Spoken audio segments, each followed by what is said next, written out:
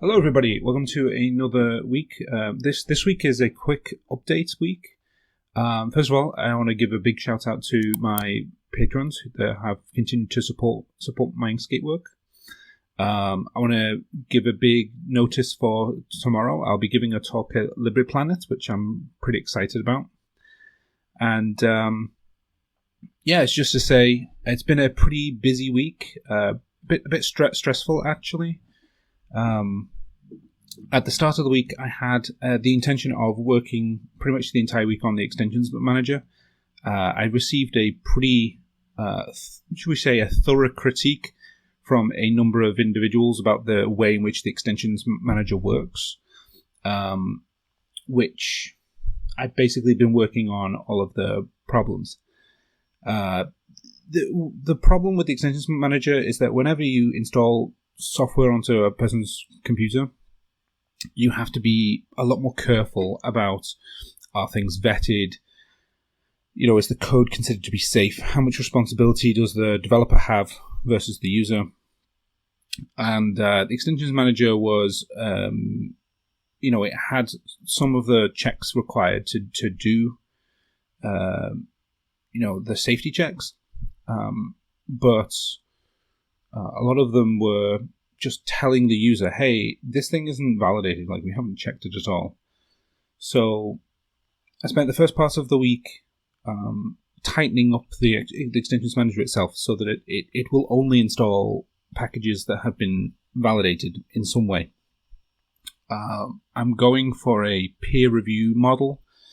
This is where instead of every single extension on the Inkscape website being vetted by somebody like me, and only me, I want to be able to expand the number of users who will be able to peer review each other's extensions. People need to be able to look for things, whether the code is safe, whether it's simple, whether it has tests, whether it does what it says it is, whether it looks malicious, that sort of thing. And assuming that's the case, then they need to be able to effectively sign the packages cryptographically. Which is also another problem because a lot of casual programmers are not really used to the tools such as GPG, which allows you to cryptographically sign things. And, maybe they're using Windows computers where that kind of software just isn't available in the same way, or maybe they're not comfortable with the command line. So I had to think about ways in which the website itself could facilitate having people sign their own packages when they upload their own extensions, but also be able to countersign other people's packages. So this has basically been a week of designing new functionality for the website so that it can expand the guide rails for allowing extension authors to participate. This means I had to design a specialized form, with the idea being that it allows you to see the fact that you've got multiple revisions, the fact that they are signed or not signed, verified or not verified. Be able to actually set the icon and the rendering, the screenshot separately, which is nice. You currently can't do that. Be able to manage your tags in a little bit easier way, and provide like a checklist of things. Right? Have you checked this? Have you checked this? Have you checked this? Because once you've uploaded it, I don't really want you editing it. I want it to be a fixed file that can then be vetted. So once you have that, then I need to design all of the forms necessary for people validating things.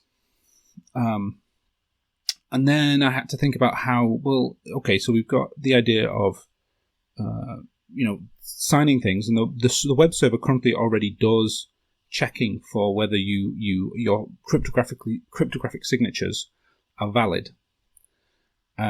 So it already has some of the mechanisms necessary to do the cryptographic legwork.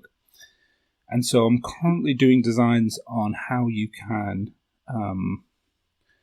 allow certain users who opt in to have the website have a generated private key on the web server itself, which would be portioned off into its own part of the website, so it was more secure. And then that private key could then be used to sign packages and sign validations, right? So like if they're countersigning somebody else's work on the website without having to necessarily have all of the tools installed on their local machine. It's still in early stages. I still have to think about the way it looks and how to make sure that both the manual and the automatic versions of it will work.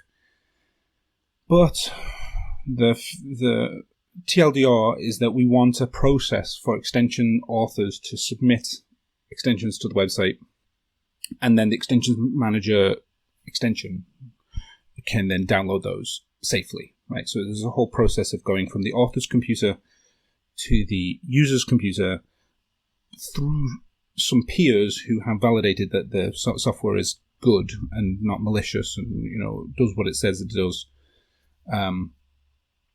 And hopefully this new set of tools and designs will make that more sure, and hopefully it will answer a lot of the critiques that I got last week.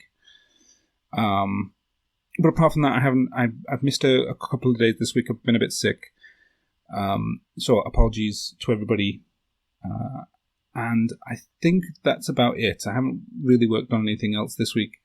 So thank you very much for your continued support, and hopefully I'll see you next week to see how things are going.